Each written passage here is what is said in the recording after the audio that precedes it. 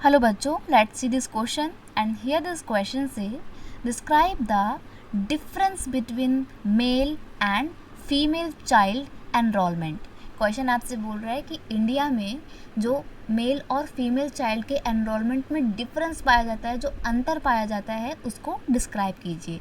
यहाँ पे क्वेश्चन का की कॉन्सेप्ट है difference between male and female child enrolment. तो देखते हैं क्या अंतर पाया जाता है। एनरोलमेंट का नंबर होता है एडमिशन लेना। तो जो बच्चे एडमिशन लेते हैं, मेल चाइल्ड और फीमेल चाइल्ड दोनों के एडमिशन लेने का जो रेट है ना, वो बहुत अलग अलग और बहुत ज़्यादा डिफरेंस है उसमें। मेल का ज़्यादा है, फीमेल का कम है। तो वो हम देखेंगे कैसे।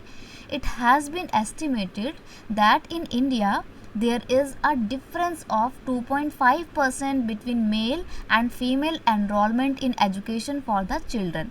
यानी कि मेल और फीमेल चाइल्ड की एजुकेशन के लिए जो एनरोलमेंट का रेट है उसमें 2.5% का डिफरेंस पाया जाता है। यानी कि मेल का ज़्यादा है एनरोलमेंट और फीमेल का कम है।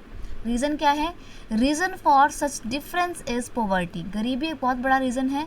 और है biasness towards the male education. आज भी इंडियन सोसाइटी में ना फीमेल के साथ डिस्क्रिमिनेशन होता है। कई बार फैमिली वाले ये सोचते हैं कि लड़का है तो पढ़ाना बहुत ज़रूरी है, लड़की को पढ़ा देंगे तो फिर उसकी शादी करना मुश्किल हो जाएगा। तो ये पुरानी सोच जो है और बॉयज़ के प्रति जो बायसनेस है इंडियन सोसाइटी में, वो एक बहुत बड़ा रीज़न है इस डिफरेंस का। दूसरी बात है high drop rate among the girls. लड़कियों के जो स्कूल होते हैं, या तो उनको स्कूल में एडमिशन नहीं करवाया जाता है, या फिर अगर करवा भी देते हैं तो आसपास के जो स्कूल होते हैं ना, वहाँ पर कुछ समय तक तो वो एजुकेशन ले पाती हैं। लेकिन अगर मान लीजिए उनका प्राइमरी एजुकेशन पूरा हो गया और उनको सेकेंडरी एजुकेशन के लिए कहीं दूर के स्कूल में जाना पड़ेगा, तो उनको तो बहुत दिक्कत होगी। फैमिली वाले भेजेंगे नहीं, उनको लगता है लड़की को इतनी दूर जाना नहीं चाहिए। तो ऐसे में जो फीमेल है ना, वो अपनी एजुकेशन कंप्लीट नहीं करती है, बीच में ही अपनी पढ़ाई को छोड़ देती हैं।